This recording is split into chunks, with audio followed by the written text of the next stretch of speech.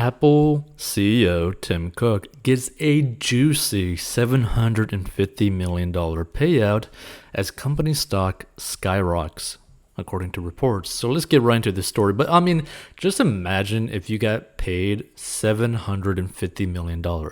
If you like that idea, hit the like button. So Apple CEO Tim Cook is reportedly set to rake in $750 million this week in the final installment of the pay deal he signed a decade ago when he succeeded Steve Jobs. Cook will be given 5 million Apple shares worth about $750 million, Bloomberg reported Thursday.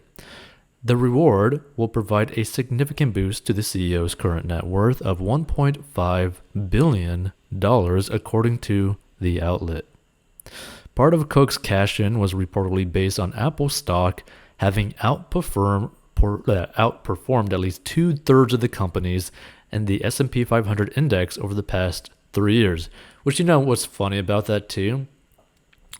In the past 3 years, Apple hasn't really done anything that creative, which is so funny.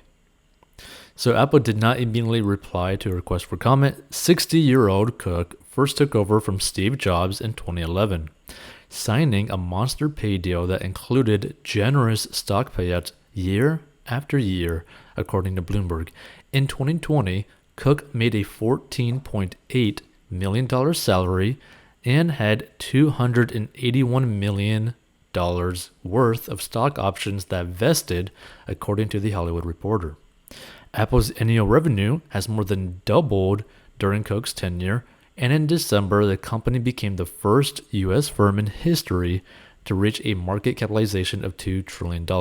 Which, you know, when you think about it, isn't that so crazy that the company is actually worth like $2 trillion, and yet $1 billion, like basically what they paid him, like $750 million, is like finding like a pin in like a hay pile on like a farm, right? Like it's absolutely crazy. But Cook, who was born in Alabama and was the first Fortune 500 CEO to come out as gay, also faces a series of challenges ahead.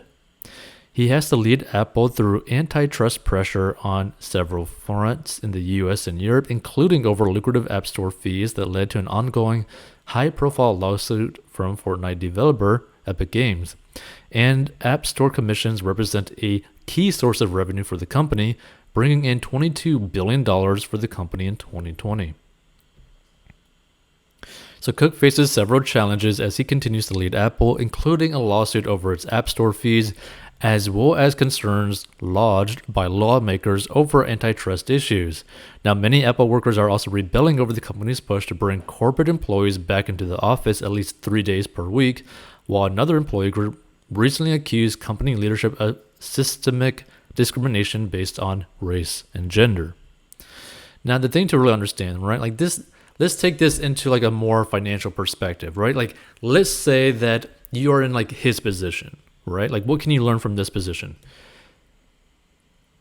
One, if you are an employee at a job, right, at a company, try to have skin in the game. Meaning, try to work for a company that is willing to give you some portion of that company. Even if it's like 1% or 0.5%, something, some sort of ownership, right? Because it allows you to be in this type of position where you could potentially just skyrocket your net worth like crazy, right? As long as you like are focused on like building the company, like the owners are trying to build the company, if you're focused on that, that could end up helping you out so much more when it comes to like just massive scalability of your net worth. Because here's the thing, right?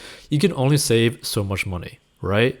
You're going to have to get involved into something that has the potential to scale up, right? So that's like investing, stocks, real estate, some sort of thing that ends up being able to grow at an exponential rate, right?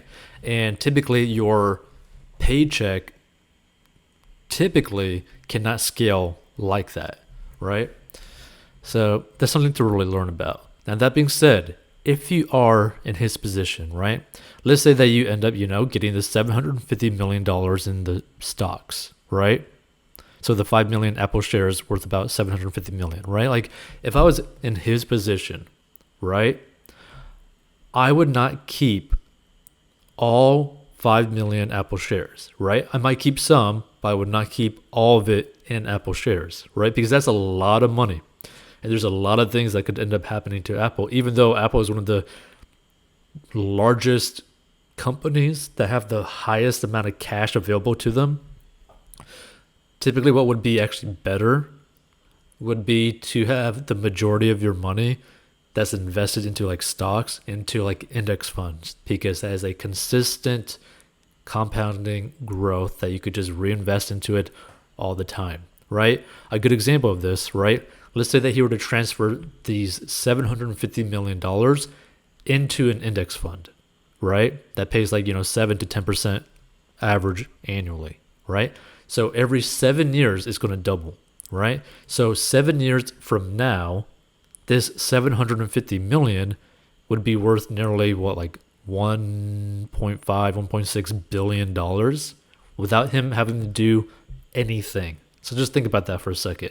Anything, right?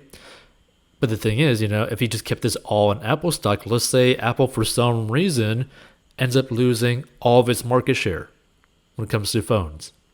Probably won't ever happen, but it could technically happen, right? They could end up basically screwing up on their innovation, right?